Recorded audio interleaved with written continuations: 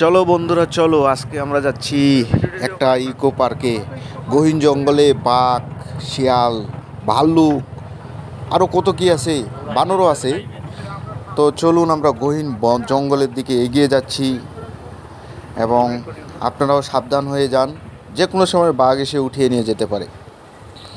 দেখুন কত ঘন একটা, দূরে কিন্তু হরিণ আছে। আমি একটু জুম করে দেখানোর চেষ্টা করতেছি।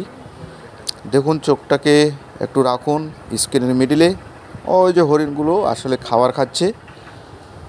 ও, অনেক দিন পর এরকম সুন্দর সুন্দর হরিণ দেখলাম, এবং সেই সাথে এগুলো মনে হয় সম্ভবত শাল গাছ। দেখুন এখানে দুইটা ময়ূর পাখি, এবং এই পাশে কিন্তু দুইটা অজগর সাপ আছে। অজগর সাপটাকে হুট করে দেখেছি, ঠিকমতো দেখতে পাইনি। এবং চারপাশে খুবই নান্দনিক পরিবেশ। এই বনে নাকি মেছো বাঘ আছে, তবে সব সময় মানুষের সামনে আসে না। এবং এইটা মোটামুটি সিলেট শহরের টিলাগড় এলাকায় অবস্থিত, যেটার নাম হলো ইকো পার্ক। এবং আমরা আজকে সেখানেই ভ্রমণ করতে এসেছি। এখন বাজে প্রায় বেলা দুপুর 12টা বা 1টার মতো। এই অবস্থায় দেখুন চারপাশে কীরকম অন্ধকারচ্ছন্ন একটা পরিবেশ, মানে নীরব শুনশান পরিবেশ। চিন্তা করুন যখন বিকাল 5টার পর এখানের পরিবেশটা কী থাকবে। পুরো ঝিঝি পোকার ডাক, মানে পুরো অন্ধকার একটা পরিবেশ।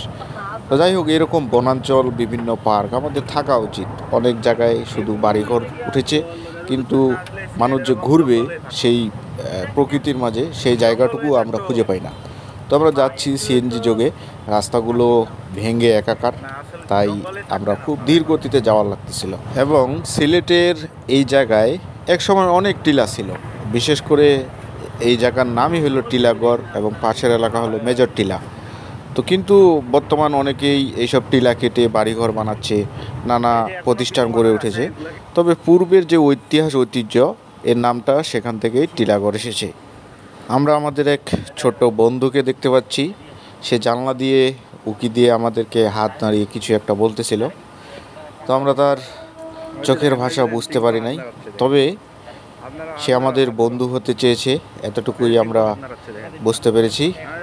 তো আমরা এখন একটা সিলেটি বাড়িতে, অর্থাৎ সিলেটের বাড়িগুলো অসাধারণ, একেবারে গ্রামের পরিবেশে, চারপাশে নীরবতা, শুনশান। মানে এই বাসাগুলোতে আসলে গ্রামের কথা আমাদের সবারই মনে পড়বে, এরকম একটা চারপাশে প্রকৃতি।